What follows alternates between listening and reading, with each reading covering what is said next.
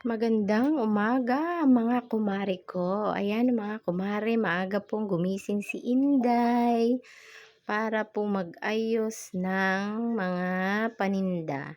Ayan, sabit-sabit tayo ng mga kape. Ayan, dahil yan ang binibili ng mga customer sa umaga. Magandang araw sa lahat. Maraming salamat po sa inyong suporta at nabisi si Inday nung mga nakaraang araw. Marami man tayong hiniling na hindi niya binigay. Marami naman siyang binigay higit pa doon sa hindi natin hiniling. Mas magandang ang kalooban ni Lord sa buhay natin ang manguna. Ayan, nagsabit na si Inday habang ang aking mga alaga ay tulog.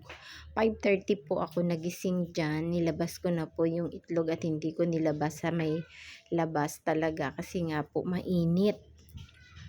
Paghapon po nilalabas ko po yan.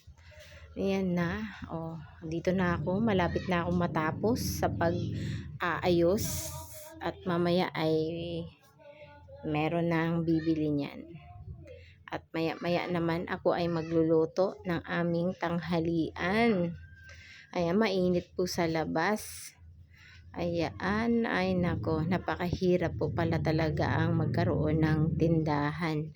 Kailangan po lagi po ikaw maaga magising.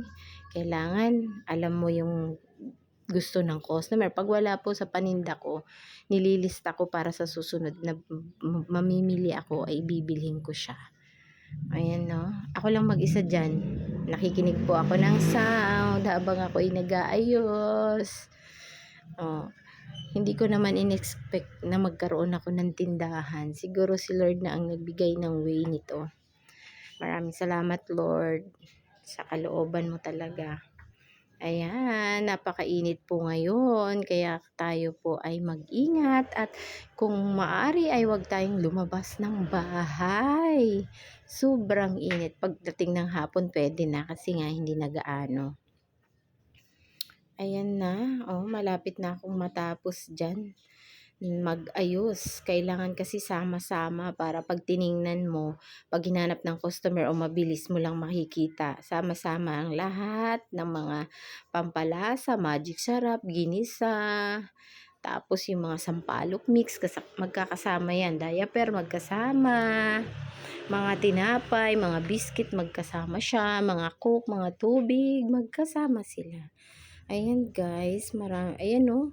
Pag akyat ko sa taas, ayan ang nadatnan ko, DIY basketball court daw yan guys. Ang scorer nila, ang kanilang bunso. Ang niluto ko po dyan ay adobong sitaw na may kaunting karne at nilagyan ko po ng tokwa.